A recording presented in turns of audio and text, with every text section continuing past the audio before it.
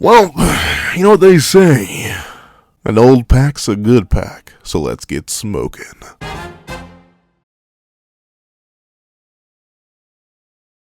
Thank you to our fight other patrons, Sinus Lancelot, Praise the Sun, Strawbones, and Aaron. And a big thank you to our annoying 69 tier patron, Brian. Now, before we hop into this breakdown/review of chapter 64 of Four Knights of the Apocalypse, please and leave your own thoughts on the chapter in the comment section down below. Leave a like and subscribe if you haven't already. Also, make sure that little notification will so miss out on any videos that come to the channel. Also, I do a Patreon down below in support for as low as $1 a month to get things like exclusive videos, early content, and more. And now, let's get into the review. What's up, guys? I love the Pencil Green. Here we are to review chapter 64 of Four Knights of the Apocalypse. And sorry. Like, I know for a fact that people have asked me to calm down with that, but I'm feeling a little bit rebellious. All right, Four Knights of the Apocalypse. But here we are to review chapter 64 of Four Knights of the Apocalypse, which is known as Those Seeking Revenge. And they'll be seeking revenge indeed. They'll be seeking revenge indeed. However, let's hop right into the chapter itself. So we have it up, and the crying fest it's continuing. And I ironically enough, I have the drawing. I still haven't recorded the video yet, but I still have the drawing on why I'm going to talk about why this crying doesn't do it for me, while Escanor's crying in chapter 327.5 does do it for me. But like, you know, like, I know it's definitely being played up for a joke here, which is one of the reasons I don't like it. But it's definitely being played for a joke here. You can see by how Nakaba, like, has Tristan and, like, not even Tristan. Tristan looks disconnected, but he has Percival in, like, the weird mix of, like, the full art and not Moe, what is it? Chibi art. Like, he has the half and half there, and he has a little person coming out, and Tristan's, like, casually sitting there sweating, and it's getting worse, too. It's like, it goes wah to wah. I'm trying to voice that Gawain, not Waluigi, but close enough. Like, we sniff her, like, it just gets getting worse and worse. And I don't know, like, you know, I'm definitely one for development. Like, I appreciate that. Do what you will, develop your characters in any way, shape, or form. And obviously, to develop characters, they got to be in an undeveloped state. Like, it's one of the laws of nature, unfortunately. Or there's anti-development too, but that's another time. That's another story for another time. But you don't need to have such a low point, essentially. That's the only thing. Like, this is just blatant, like, wow. We went from a really, well, at least to me, I know a good chunk of people didn't like Gawain because they were so arrogant and confident. But I don't know, me who appreciates the demon time, I liked her. So to have her go from a character that had really strong introduction, really great going, it was really in a solid kicking and flow, seeing this, it doesn't work. And, like, and see, this won't be in the video, so I can talk about this. The reason I like Escanor's introduction so much, even though it pretty much starts the opposite of Gawain's, is because we got it's weird to say the bad, but we got the underwhelming side first. Like, with Gawain, we got the insane, loud, proud, bombastic, like, we got the hype first. And the first time Gawain flexed on somebody, it actually worked. Meanwhile, with Escanor, sure, he got bullied, he was talked to mean, he was tiny, like, he was seemingly undeserving of his title, but the flip worked. Like, introducing the bad, or not, I don't want to say bad, Nighttime Escanor is still a good character, but introducing the underwhelming and then into the amazing, that works. Going from the amazing to the underwhelming kind of just devalues the amazing. If that makes sense. I don't know. I'm not sure if that makes sense to anyone else but me, but essentially that's why I'm a little bit like, like, I'm not necessarily rocking with Gawain throwing a hissy fit. However, we get to see that Pellgard, he really lecturing right now. He's like, if you kidded yourself into thinking you're on top of the world, that proves how green you are. Admitting your defeat is the first step towards growth. Like, admittedly, I thought, once again, I mentioned this not last chapter review, because last chapter was chapter 65. Yes, I'm reviewing chapter 64 after I review chapter 65. But if you were on the Patreon, you got to see my live reaction to chapter 64 like a week ago. So technically, it's a complicated world here in Pennsylvania.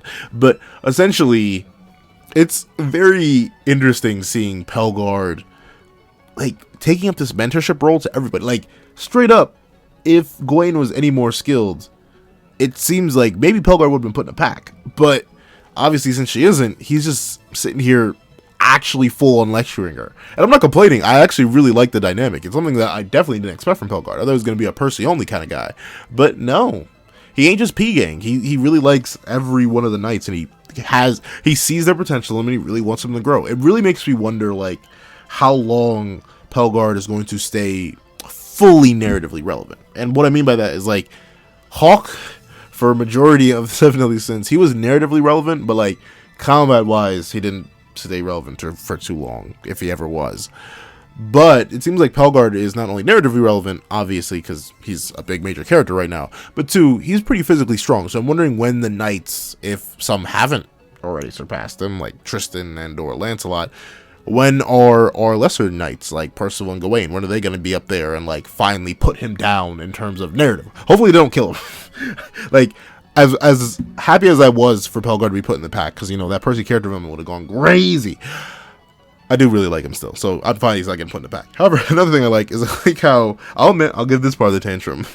Meanwhile, Pellgard's in the middle of lecturing Gawain, just a rock comes in, like clocks him, homeboy, right in the head. And we get to see that Gawain, like, I don't know.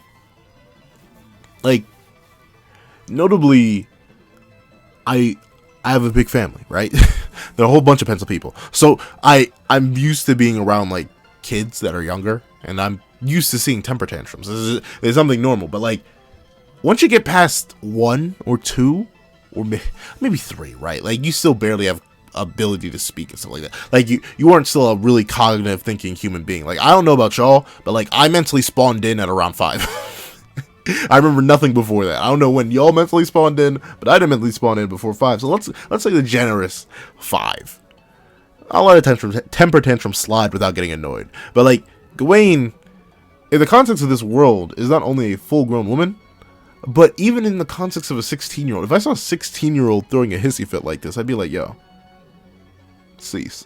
like I wouldn't do anything, but I'd be like, yo, chill out. It's not that serious. Like, it'd be one thing if Pellgard was like pushing down his weapon into her throat or something like that, like really about to execute, and she's crying for help in her life. But no, she's literally just crying out, no, I haven't lost yet. I have all the gains. I have the strongest. And Gawain, you do have amazing traps. I'm not gonna lie. The back muscles go crazy, but like, it's okay. You can take it out. And obviously, this really makes me wonder what is like going. Like, Gawain's history is very interesting. Obviously, this is implying that she's just was coddled her entire life. Like, no one ever said, hey, buddy, there could be things stronger than you out there. Like, I'm pretty sure every single person in their existence, whether it be from their parents, from one of their family members, from a caretaker, from a friend, whether it be anyone, everyone's been humbled. It just happens eventually. Like, I never forget when I was humbled. I got picked up when I was way beyond the age for being picked up. That's when I realized, wow, there really are strong people in this world. So I've been humbled. But I guess Gawain just never had that. And it makes you wonder, like, notably, I'm still on the whole path that she's a Merlin creation, and or like at least raised by Merlin. If she wasn't directly created, if she's not like, see, Full Metal Alchemist throws me off. Like, I call everything that's like artificial human a homunculus, but I actually googled what homunculus is one time, and I'm pretty sure what Full Metal Alchemist calls a homunculus is nowhere near homunculus. But essentially, for lack of a better reference, I don't want to just call her a puppet. I don't think she's a puppet. She seems to have flesh and blood, which is something that Gowther didn't have. So I doubt she's just like a puppet like Gowther was. But at least for like a bio-organic creation, if Merlin really did step in and create her in some way, shape, or form, or at least raise her, I find it hard to believe that Merlin would coddle her. Like, I'm not sure. Merlin doesn't seem like the most loving of parents. Like, straight up, Merlin and or Arthur, like, I don't think these two would be kind to one of their own or one of their progeny. It doesn't seem like the case. Then again, Merlin was very, very soft on Arthur. So maybe it is in character for Merlin to just be extremely nice and kind and pacifistic when it's anyone she's raising or taking part of and taking care of. So who knows? Maybe it's in character. But while Gawain is having this temper tantrum, she's throwing rocks everywhere, and we see that Pellgard is now forced to just. He's deflecting everything. Like, he can't sit there and have an actual conversation with her because obviously she's a little bit too lost in the sauce right now. Speaking of the sauce, do you know the like button is free? Did you? it's great if you hit that. And also greatly help out the channel. I greatly appreciate it if you hit that. Also, fun fact, the subscribe button is free too. So if you ain't subscribed, you can click that too. Greatly help me out a lot. Thank you. But in terms of this, Percy really be a pancake because he be flipping back and forth. Like, he straight up, as he's hiding behind his own magic, he's like, wow, bro. Way to make a girl cry. Like, Percy, you would have died. like straight up, there's no doubt in my mind that if Gawain, if Pellgard didn't save you, like, notably looking at it, I personally don't see it, but who knows, there may be there's some things you, as great as an artist that Nakaba is, in terms of portraying, like, emotion, and action, and movement, and all that stuff, there's some things that are just hard to portray without animation, so Percy, at least if the narrative is to not be lying to me, bro, you literally would have perished by Gawain. Like, she's not just your average girl. And I love how Pellgard, he's so sick and tired of his godson. He's like, how's this my fault? To be fair, Pellgard, you did knock her in the chin. But, of course, we get to see that Pellgard, after, like, being rejected by his godson, having to beat some sense into another random person that's obviously having a temper tantrum right now, he's just like, man, forget this mess. I just got my chest sliced open, which ironically enough isn't even in that shot that I'm looking at. But he's like, I just got my chest cut open. It's been a long day. Let me just go home. And he actually gives it a chance. It's like, wait a minute. You're still here. You're not harmed. Do you want to fight me next? And like, Tristan folded. The past, I'd say, let's see. Last chapter ended, no. Chapter before that, I'd say the last 4 chapters or so, like chapter 61, no, I think 62, chapter 62 to chapter 65, I'm not saying the choices the characters are making that are stupid are out of character, mainly because, except for Meliodas, I'm gonna admit, Meliodas' actions in chapter 65 really had me like, like if I could do anything to Meliodas, I'd be like, you idiot. But looking at this, Tristan, why are you letting him go? Like, I get sparing his life. Like, notably, Tristan was the only one who was all of demon time in terms of, like, executing them. And that does make sense. Like, Pellgard could be a very useful resource in terms of information. But simply letting him leave, now that he knows your location, your denomination, and your everything. Like, Pellgard literally has every last bit of Carfax that you could possibly imagine. Letting him go, especially when he's injured, would have been like that's the most foolish thing you could do, because he can go back, he can go train, he can go snitch, he can snitch, like straight up. That's the biggest concern here. Pellgard is literally gonna leave, go back to Big Papa Arthur and be like, you would not believe the day I had Leonis, like straight up. And obviously it's clear that Arthur has some other pre-set up plans, as evident at the end of this chapter and in chapter 65, but in that same vein, it's still like, broski, bro, why let him leave? Especially since he's injured, he'd be easier to take in now. Bro, you literally popped out the demon eye and the goddess eye. I thought we were going to get something good out of you, Tristan, and I get it. Tristan is definitely a pacifist, which is why, but even then, truly, he wasn't a pacifist when he was about to capture Pellgard. And like, literally, hold on, let me go back and quote Homeboy. I believe it's chapter 62. Let me take a quick glance back. If I could figure out, look, old man, like, here we go. I'm quoting Lance. Look, old man, if you're gonna run, best do it now. And then, this is Tristan. What? How dare you give the enemy a chance to flee? We have to take him prisoner. We have to. So what? He's still our enemy either way. Tristan, not 3 chapters later. Let me get my quote game on, right? I have no intention of seriously engaging an injured man. And you did save Percival's life, but I won't let you off the hook next time. There shouldn't be a next time. Capture him. Like, you... Notably, I say this very loosely, because we can see by Meliodas' attitude, obviously in chapter 65, and chapters previously, he's not taking this war with Camelot too seriously. But, Tristan, you are in the middle of a wartime state. This man committed... I'm not sure if it would count as a war crime because you are in the middle of a war, but he came into your kingdom and proceeded to light things on fire. and tried to kidnap one of the four Knights of the Apocalypse. And while sure, you may not have as much context about him as we, the reader, do, but I believe any living Knight of Chaos that seems even remotely cooperative should be a hostage immediately. But you're letting him go. I don't know. And maybe Tristan sees something I don't hear, right? Because when Pellgard asks him your idea of chivalry, Tristan says nothing. And he just lets him leave. So maybe Tristan knows something or did something that we don't know. But considering this isn't touched on at all throughout the rest of this chapter, and or in chapter 65, for some reason I highly doubt that. I think he legit just let Pellgard go. When not 3 chapters ago, he said he wouldn't do that. Like, Naga has an issue sometimes, I will admit this, where he'll just, like, characters who would never make certain decisions, for the sake of the plot. And, you know, technically everything is for the sake of the plot. Everything is a contrivance. Everything has to happen because this is not a real world. This is fake. But internal character consistency is something that I value a lot in stories like this because it's one of the main things you have.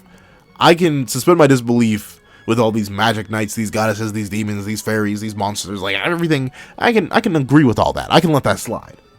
But in order for me to let that slide, you gotta at least keep your characters consistent. However, Pellgard, we're just gonna let it slide because he twirls up, he gets a shield going, and he says, like, he's literally like a Saturday morning cartoon villain. Row, Percival, I'll apprentice you next time, so be ready. Woo! You're flying off into the distance. Like, Percival literally sticks his tongue out at him. I don't know. It's very it's weird to, like, is anticlimactic the word, or is it strange? I don't know. Pellgard's still a threat, don't get me wrong. Obviously, he's shown that he's able to outbox and bully Gawain, who admittedly has no fighting skill, but still, at least raw power-wise, wielding Sunshine at all, or whatever variant it is, because notably, I don't believe Gawain is actually just wielding Sunshine. In the same vein, I don't think he's just wielding Sun. The ramifications and effects of the magic seem so different than what they were before that I highly doubt that they're like that, or at least an exact same thing as the previous 2 wielders. But still, having access to that power in any way, shape, or form, obviously, is pretty crazy, and Pellgard's able to neutralize that through skill and his own power. But, I don't know, this, like, Saturday morning cartoon runoff, I laughed. It got that out of me, but other than that, it felt a little bit weird. However, we do get to see that as Pellgard, he's flying off into the distance. He'll be back next week. Catch Pellgard next week on trying to get an apprentice. But we see that Percy's happy that he escaped, and Pellgard is like, ugh, man, that sucked. I couldn't get an apprentice. I got some dude reversing my magic. Well, not reversing my magic, reversing my bodily controls. Man, this sucks. But then he realizes, oh wait, the pain on his cut is subsiding. And shout out to Percy. He blitzed Pellgard. Because now he has a little mini Percy healing him up. And you see Pellgard. He's mad, but mad in, like, the not mad sense. I think that's cool. Once again, love Pellgard. Still, like, once again, next to Nasians and Lance. Like, it's weird to say Lance, unfortunately, but, like, Lance is definitely a character that Nakaba wrote to be cool. Like, you ever have those moments where you're feeling manipulated?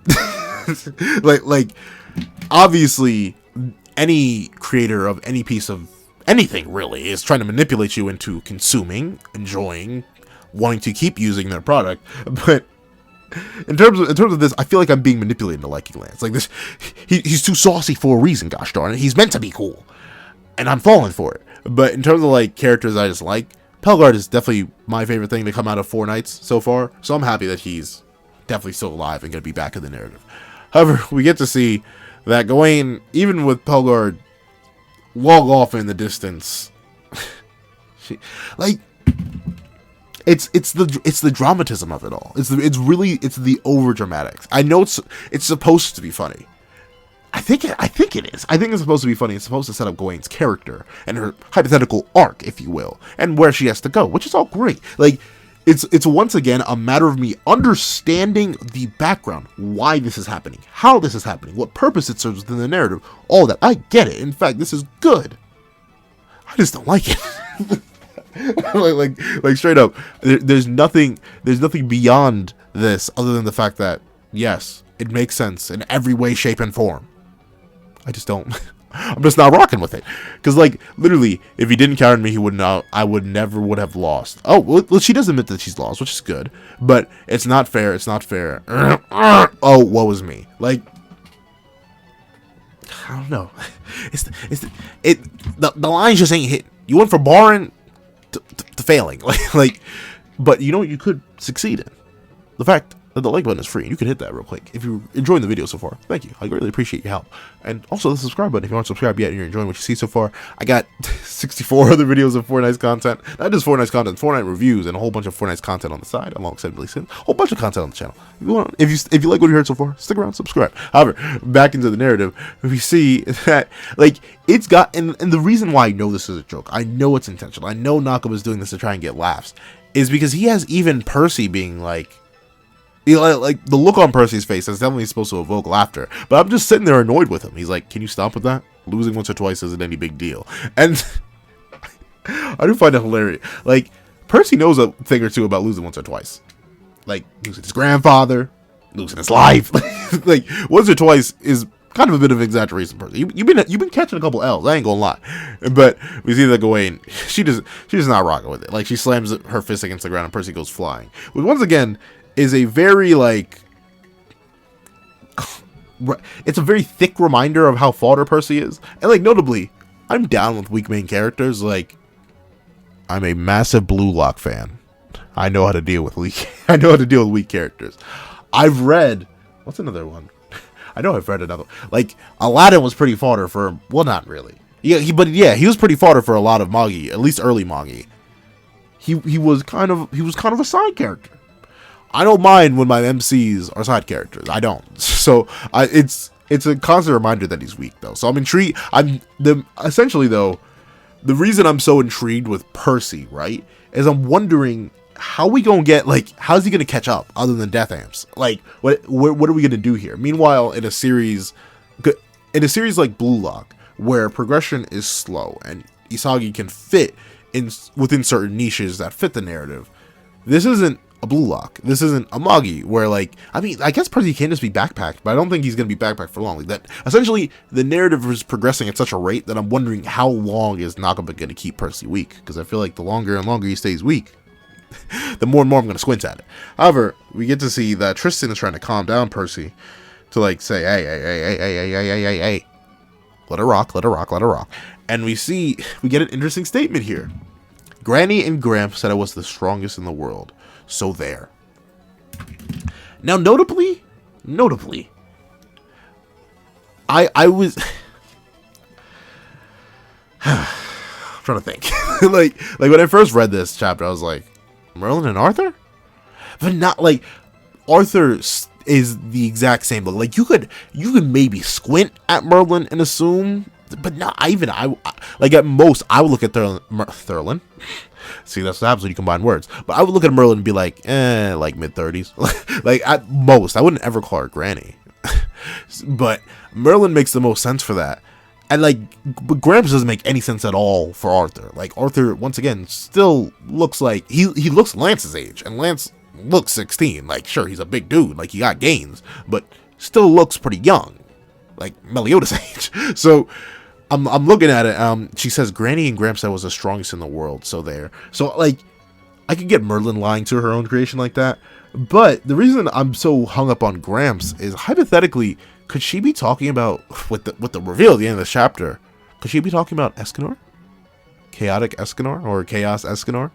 Like, could Merlin and Arthur have been sick enough? Because notably, a fun fact, right? The thing is, the archangels that quote-unquote died in the previous series, they are dead.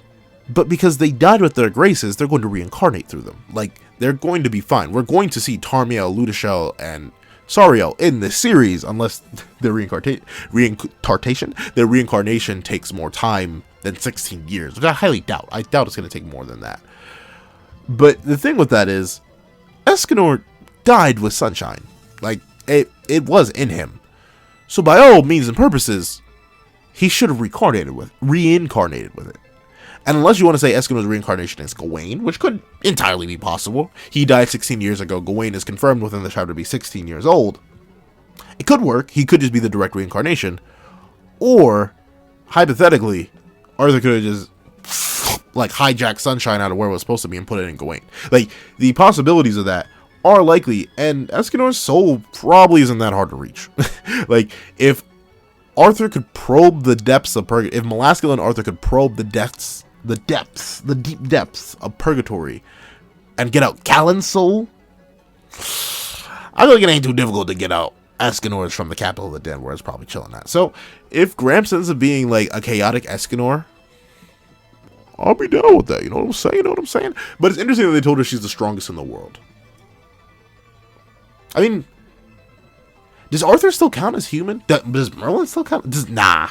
There are too many people. Like, there are too many people in the world for that to be, like, inaccurate fallacy. That literally just has to be a lie. Because, like, even Escanor, until he went, well, then again, Final Shine Escanor is a completely different beast than regular Escanor. Regular Escanor wasn't even the strongest human for a short while once Bond came back. However, we get to see that Tristan, once again, like, the Knights list in my head, due to the constant release of chapters, is ever shifting. It's a lot more volatile than the Seven Deadly Sins list, I will admit. Like, I'd say there's only like one massive jump in my favorite Seven Deadly Sins list and one massive drop, I will admit. That's just because my whole stance on character analysis and how I like certain characters shifted massively just at random. Well, not at random. There was a reason for it, but that's a whole other story for a whole other time. But how I judge characters constantly changes. But Four Knights, because this is such a fresh series and they're constantly releasing chapters and there's like constant changes between characters and stuff like this, Tristan, he fighting for lands with #1 right now, because I love how he comes in, right? He's like, Gawain threw up the ball, and Tristan came in with the alley-oop, because he's like, well, I think they're right, Gawain. And that instantly snaps her, and she's like, you're just a little off your game today, right? Come on, sit up, you'll get your outfit dirty. You'll win next time, okay? I will? Yes. I'm invincible? You are. I'm the strongest? Of course. Like, Tristan literally plays her like a fiddle. Like, straight up, I've never seen an instrument played better. Like, I respect that. And notably, something I wonder is how much of this is like organic, like Gawain is just that gullible, and or how much of this is like Tristan's latent mind manipulation powers are arriving. Because notably, for some reason, goddesses, they can get in your head. Like, legitimately, one of the blessings that the Demon King gave to Merlin was like, the clan cannot brainwash you anymore. Like, it's just a common thing that goddesses do. Like, Breath of Bless, the whole possession thing, like, Elizabeth. Like, obviously the main reason I'm bringing it up with Tristan in particular is because we know his mother could speak to the hearts of people specifically. Like, all your mental defenses gone. She could speak straight at your chest. And it seems like Tristan could be doing the same thing too. Like, I know all these like flowers and stuff are probably just for comedic effect and like all these shapes, but I don't know. It wouldn't really surprise me if Tristan inherited some version of his mother's like heart speaking, and somehow is managing to manipulate Gawain so well, because like he straight plays her super well here, and I put respect on his name for that. It made me like him a lot. And we get to see that Gawain, she's now back to normal, right? She's like, she's still sniffling and like hiccuping a little bit, but she's like, all right. Dust off, let me vibe a little bit, you know. I gotta get back to Leonis, you know. I can't let people think I was struggling. And notably, ironically enough, the only people she would hypothetically like run into that may even know that she fought Pellgard are like Lance, who was there, and like when Lance was just sensing everything, and maybe Percy Squad and Isolde. Like, that's the only people that Gawain has directly interacted with. And even then, I don't think she actually met Percy Squad. They just happened to be in the vicinity when she walked up. So, they want to be like that sometimes. But, you know, when you have a whole ton of empty space in your head, you be making up people left and right. And we get to see that, yo, Percy, and once again, I'm liking Percy in this chapter too. Like, he's like, struggled, you lost. Like, Percy really is not letting any of that disrespect slide on Papa Pellgard's name. And, you know, we respect also Percy, but get his name out there. Get his name out there. And we see that Tristan's like, yo, chill. You do not know how hard it is to rein her in like this. And we get to see is that I literally think Tristan's saying it like this, like, it's all right. Nobody will doubt that you dominated him, Gawain. And I know he's speaking in the softest, most airy voice possible. And once again, Gawain just falls for it, hook, line, and sinker. Like, you're a smart lad. I hope it's, like, once again, I was going through my comments because I was lagging a bit behind. And I see that there's, like, a lot of faith in Tristan, right? In terms of, like, his raw power. And notably, I have faith in him, too. It's just like, he doesn't have the feats or the statements or anything to really back it up. A lot of our own hopes for his raw power is mainly just headcanon. There's no scaling yet until chapter 66 comes out and we see whether the commandments get put in a pack or not. Like, this is a little bit random in terms of where they scale, but I'm really hoping Tristan, like, he's just this super nice guy to Gawain and like everyone else, but he's actually a monster. Like, straight up, he spawned in with Meliodas' destroyer magic just on that kind of energy. But we get to see that Percival now understands how Tristan got Gawain to Leonis. Like, in his own way, Pellgard tried to tame Gawain. This sounds so bad. But no, it isn't bad, the like button. And the fact that it's free, if you hit that, it would greatly help me out a lot. Also, hitting the subscribe button, it would greatly help me out. Also, if you want to get live reactions to chapters like this every week, check out the Patreon down below.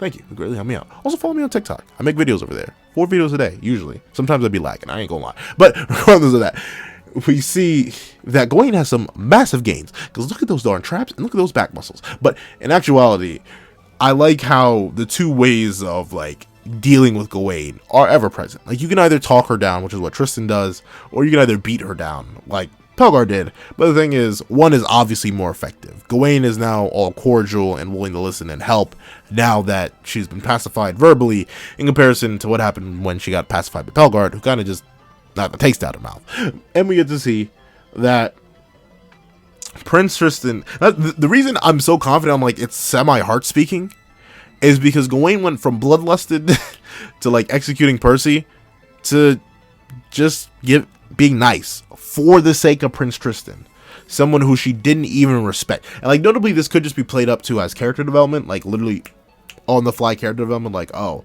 Pellgard knocked some humbleness into her. Like, notably, she didn't, not once again, not just a chapter ago, she was like, oh, you being compared to people like you is an insult. But maybe Pellgard knocked so much sense into her, she's like, hey, for Prince Tristan, I'd be able to be like that. I'll do what I do. And Percy, watch your mouth.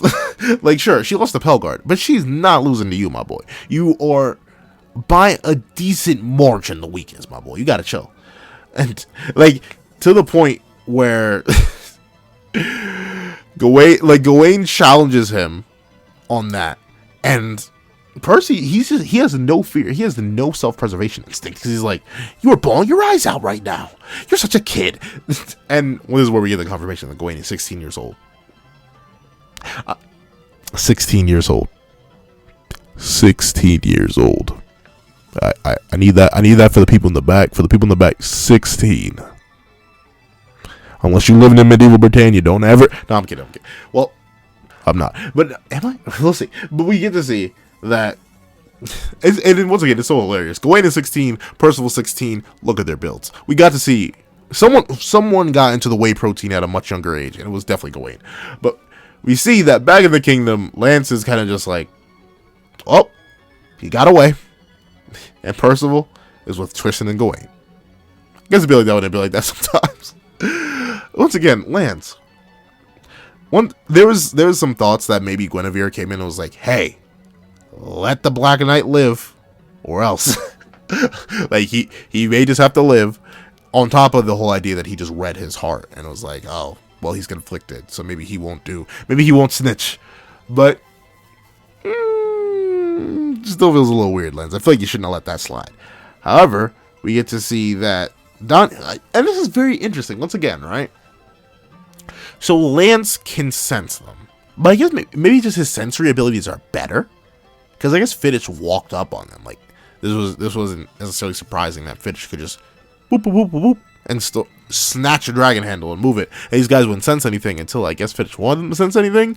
But the fact that none of these people over the wall were holding back, and not a single one of the Four Knights group could sense them. Well, not the Four Knights group, but the Four Doors of the Apocalypse. Why did I say Four Doors? But the three squad of the Percy platoon, they can't sense magic that well. Very interesting. I wonder how long they shall stay like this, if at all. But then we get to see that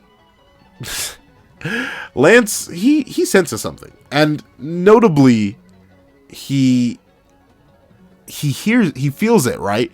And then, like, in a moment, he snaps. Like, notably, he goes from, like, semi-calm and explaining to Nasians, like, yo, something's wrong, something's up. But then his eyes snap open, and he books it. Like, straight up, takes hands out the pockets and just starts... Like, man is doing the dash and making it go fast. And obviously, all of his companions are confused. They're like, Lancelot, what are you doing, and why are you leaving us? And we get to see that... It's interesting, right? I mean, it's not interesting. It's sad that the Percy platoon has been reduced to this. But Lancelot literally just tells them, you guys wait for them. We'll meet later. I'm going to the castle. And obviously we know the other three are going to the castle. But it's very unlikely that Gawain... Not Gawain. So stupid. It's pretty obvious that Donnie, Nasians, and they just ain't coming with. Unless they do. If they do, you know, I'm down for that. I believe Nasians is still... hypothetically the best support in the entire series, so I think he would be a good asset to have along. Then we get to see that he told them to wait for them while he's heading to the castle, and it's the little things that make me laugh. I will admit, it's the little things, but I love how Donnie's like, wait, what's up? Like, bathroom break, and Anne specifically has to tell him, like, he is not you. You are not him. But I mean, it's fine. I'm still very sad. I'm not gonna lie. Like, it's weighing on me more and more as the chapters go by. Now that all the four knights are here, now the Percy squad is gonna get invalidated if they aren't already invalidated. And man, it's a sad fate for them. But of course, we get to see that these two towering, shadowy figures, they are now here, and notably, kind of forgot about them. I won't even lie to you. Like, I should have thought these dudes were like, what they reveal. I thought they were like Guinevere and her handler. I didn't think they were still around, but they are still here. They are still walking. And notably, when I first read the chapter, I got my ankle snapped. I'm not gonna lie. I thought this was, well, we'll get into it. We see the two hoods, right? And we see some holy knights that are pulling up on these two hoods, and they're at a crossroads. And the knights are like, hey, hold on a second there. You're the mysterious bear we were known of. Cooperate with our investigation, and we won't hurt you. You remove your cloaks and show your faces. And we see that... This is interesting. The person in the taller hood is like, these are far from the only holy knights in Leonis. Don't assume it will be easy. And the smaller cloak says, what's a human like you talking about? Do you even know where what we want is located? And then the hood responds with, yes, I know Leonis better than anyone in Camelot. And then we get a heh. Then get the job done, please. And notably, we get some very interesting details here. The person in the taller hood is human. And with that being said, they know Leonis better than anyone else. Now, who could hypothetically be a person that's working for Camelot that knows where Bartra is and happens to know Leonis better than anybody else? Who would make such a claim? Who would say something so fallacious? I have no idea. I'm assuming it's Jericho. like legitimately, I don't know who this hooded figure could be other than Jericho, especially based off that one panel we saw, I believe, in next chapter. Just because, like, the things they were wearing on their feet look kind of similar. But if it is Jericho, that'd be a neat twist. I'd also be down with it being Veronica. I know that's a kind of random out of nowhere, but notably we saw a Gil next chapter, so that kind of rules out Margaret. Elizabeth very likely didn't suddenly betray Camelot. Meliodas doesn't seem to be blowing up the kingdom anytime soon, so I doubt she's dead or anything like that. And that leaves us with very limited options. A tall human from Leonis. Like, who's still alive? Like, I'm literally only thinking of Jericho. And it would be oddly coincidental considering Jericho. But that's the reason I think Veronica would be kind of slightly more interesting is because we know that Greenmore went and established his own kingdom. But we don't know if Veronica's there. And we know very likely the only person who would know where Bartra is specifically, would very likely be one of his daughters. So my money's on a 50-50 on Veronica or Jericho, mainly because we don't know where we don't know the whereabouts of either. But the only reason I don't think it's Jericho is because I think Jericho has something to do with the Starvisor Knight, whether she is the Starvisor Knight and or something happened to her because of the Starvisor Knight. That's why Lancelot's so invested in them. I don't really know. I will straight up admit, but I'm very intrigued to see who it is. I think we're going to get that reveal probably in chapter 67. I don't think we're going to get it in chapter 66, and I could even see it being held off to chapter 68. However, I think the reveal will be hype. However, the interesting thing is that they leap straight over the Holy Knights.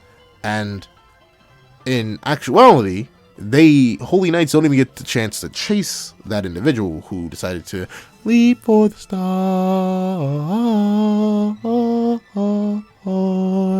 because a certain MacGuffin, I'm calling him MacGuffin, but technically it is a MacGuffin, but a certain rock is pulled out as the Shorterhood declares, "You will be dealing with us." And we see the head of a man long lost. And hold on, let me hit this incantation real quick. Oh, chaos, grant us new life. Awaken, brethren souls wandering in purgatory. Let us avenge those who humiliated us together. We are brothers, once called the 10 Commandments. And obviously, that head can only be the best of bomb head from Sir Galland himself. And of course, them thighs can only be the thighs of... Can I say that? Can I say that? Is that legal? You know, it is legal. The like button. And the fact that it's free. It would greatly help me out if you hit that. Also the subscribe button. It would greatly help me out if you hit that too. But in actuality, let me just keep it pushing. But essentially, this spell is very interesting. So notably, in between review and live reaction, I actually went and looked up Molaskiel's old reincarnation spell. I couldn't find it. Like, I don't see it. But I don't think it mentions chaos. Like, notably, chaos is never mentioned in the series. Up until the point where it is mentioned in the series. So, at least by name. And it's very interesting that, it makes sense for Molaskiel to be the one reviving Galland, because obviously she's the one that had the most ties to him in the previous series. She literally went with him and nearly died alongside him in Escanor. So it makes sense that these two are together. And it also makes sense that Molaskiel's the one reviving him, because obviously Molaskiel's whole thing in the previous series was manipulating El Sol. But, well, El Sol is the son, pretty sure. But the thing is, it makes sense that she is the one reviving him because she manipulates souls and all that. And it also kind of makes sense that she's a servant of Arthur, because you got to remember, Molaskiel never necessarily died in the previous series. She kind of just got a juice boost, or really a juice drain by Elizabeth, and then got put in a bottle by Merlin. And then the last we saw Molaskiel, I'm pretty sure, is the bottle leaving Merlin, the glass shattering, and the commandment leaving Molaskiel. So that's it. That doesn't imply that she escaped. That doesn't imply that she got away. And it definitely doesn't imply that she died. So definitely Molaskiel isn't necessarily being resurrected. She's just juiced up with chaos powers instead of dark miasma this time, which likely leads to her changes. But it's interesting that Molaskiel is not only directly serving Arthur, supposedly of her own free will, but also the fact that she has this altered spell just on the ready. She's able to tap into the powers of chaos to explore. I mean, it could just be a part of the spell, but every time we do have a realm that is named that is also included in the spell, I'm assuming it directly affiliates with that realm. So she found Galland's soul in purgatory. Like, homie was straight vibing in the purg. And she managed to get him out, meaning that Chaos's powers pretty darn vast. Remember, purgatory was wide. That boy was girthy. So it's kind of crazy that Molaskiel could just divine where he was. And she managed to summon him back. And notably, the clouds are gathering and storming, and they blast down this ray of light that is absorbed directly into the head. However, notably, this ray of light seems to be the soul for the big round part, and then the smaller light particles seem to be light and dark, aka the obvious signifier of chaos control. But legitimately, that seems to be the case. And then we get to see that as the helmet explodes with all this power because of the soul coming back into it, it begins to muted, and the darkness starts to crawl out of it. Like, notably, the only thing that is not darkness is like the center, which could be lighting, or could once again be a whole chaos thing, and the pit in his mouth. Those are the only things that seem to be light made, and they're growing and growing and growing. And once again, Nakaba, I mean, this isn't as crazy in the next chapter, but once Nakaba goes with his, I was about to say something I don't think I can say, but when Nakaba goes with his, like, flexing his weird artistic chops, I really do like it. Like, seeing this weird malformed, almost chaos baby Galland is really, really cool. And we get to see that one of the Holy Knights tries to stop. Oh, and by the way, one of the Holy Knights is the same one from Season 1 that Meliodas punched. I only recognize that because of the round fisty things and because someone said it. There we go. But we see that one of the knights rushes in, and then Galland just bop right on the head. Doesn't even look like he's fully formed yet. Right on the head, and he absolutely annihilates him. And then we get to see someone is laughing underneath there. Well, not underneath there, but someone is laughing, and it's Galland. We get to see Melascula remove her hood. However, we cut away, and we cut back to a certain other man who is running a business of sorts. That man would happen to be Sir Daddy Hendrickson, and he's shaking in his boots. Like, he's straight, I think it's a knife in his hand or something. He's straight shaking in fear because he's feeling something he has not felt in 16 years. The presence of the commandments. And it's cool to see, like, these, I mean, it's really, really a 50-50 on my end. Like, I get it. It does make sense for random Holy Knights to just be fodder, but, you know, 16 years is a long time. Would have bought any excuse. But regardless of that, we get to see that the two being revived are, in fact, Chaos Galland and Chaos Melascula. And it's very interesting that they designate themselves as Chaos Galland and Chaos Melascula. Not just Galland and Melascula. They have the prefix to it now. And that prefix is Chaos. And we get to see that apparently King Arthur has lent his power so they may kill the 7 deadly sins and the 4 knights of the apocalypse. And, I mean, questions. Alright, so here's the thing, right? When I first saw this, as y'all saw in my video, I was like, I really didn't know how to feel about this. Mainly because it was like, and it's not even like, it's just the reusing of assets, essentially. Like, that's the simplest way I can put it. Like, I'm pretty indifferent with the idea that we're gonna reuse characters, and obviously this is gonna be a trend, right? These aren't as popular as Galland and Melascula were. They were not the most popular commandments, at least I don't think. I know people like Derriere more, people like a lot Speed a lot. Some people definitely fell for fraudulent for a while. So, like, I wouldn't be shocked if these aren't the only people who are gonna get revived. And obviously this opens the door for a lot of things. This opens the doors for Gloxinia. This opens the door for Droll. This opens the door for pretty much anyone who died in the previous series to come back. And it's a blessing and a curse, right? Because it seems like these characters will be in continuations of their previous characters in a degree that they share the name, some of their abilities, and obviously a lot of their appearance. They aren't exactly the same. They're Galland and Melascula with an asterisk, because they never met Arthur. They don't know Arthur from a can of paint, being completely honest. The only one who may know him is Galland. So obviously Arthur interacting with them and using them as vessels and puppets really is just like some loose iconography, and like it makes that's what I'll admit there was something I was wondering, and it was like, how long can we really stretch this story out? Like, the 4 Knights of the Apocalypse, unlike 7 Deadly Sins, is in an established world. Arthur only has so many people. Like, Camelot is only so big. Like, released with 7 Deadly Sins, there was a scale to it where we started off very small, very localized, and we just kept growing and growing and growing. Like, we went from the dude who was amped by some red demon blood being a threat to literally slaying and containing gods. Like, this just happens. This happens from time to time. But in 4 Knights, Arthur has Camelot, That's about it. Especially with him excluding all the other races, I was really wondering how Nakabu is going to make this even half as long as Seven Deadly Sins, unless he really stretched out this whole knight development stuff.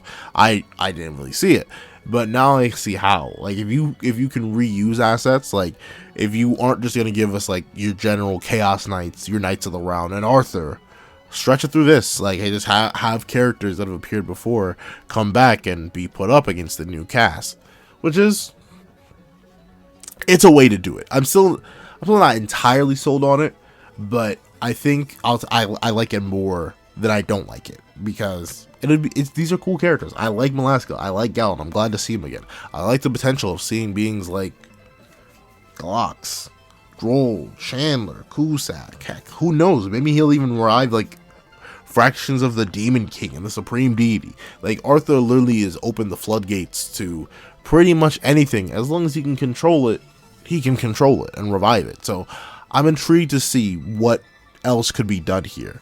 For this chapter as a whole, though, I do really like it. It does a lot in very little time, and also all that it does in that little time doesn't necessarily feel jarring.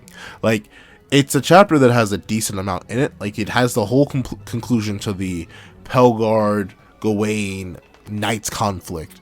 Then it also has the wrap up of Gawain, like a little bit of Gawain's character development, showing off Tristan. Then we immediately cut back to Leona, so we check up on the Percy squad, and then Pellgard is also gone. Well, that's the Pellgard wrap up. Then Lance runs off. We get this reveal of the two hoods. The one hood goes off, the other hood reveals stuff about the first hood, and then we get the reveal of Chaos Gown and Gas Monster. Like, a lot happens in this chapter, and it feels organically paced and smooth enough that it's not like punch in the mouth, this is way too much. And I appreciate that. That's very hard to do. It's hard to stuff a chapter and then make it feel organic, which is why I am a little bit like it's always weird reviewing chapters having read other chapters. Like, having read future chapters, because like, judging it, I'd say this is a better chapter than chapter 65, just because more happens in it. It feels a lot more weighty and girthy, if you will. Meanwhile, a lot less happens in chapter 65, but it doesn't make chapter 65 a bad chapter. This is just a good lead-up chapter, and I like it a lot. However, those are my thoughts. Please tell me your thoughts in the comment section down below. Thank you so much for watching. Remember to like, share, comment, and subscribe. Make sure that little notification will miss out on any videos that come to the channel. Also, I do have a Patreon down below, wing support for as low as $1 a month. Any support would be appreciated. Thank you so much for watching once again, and I hope you guys have a wonderful day. This is Dago the Pencil, writing off.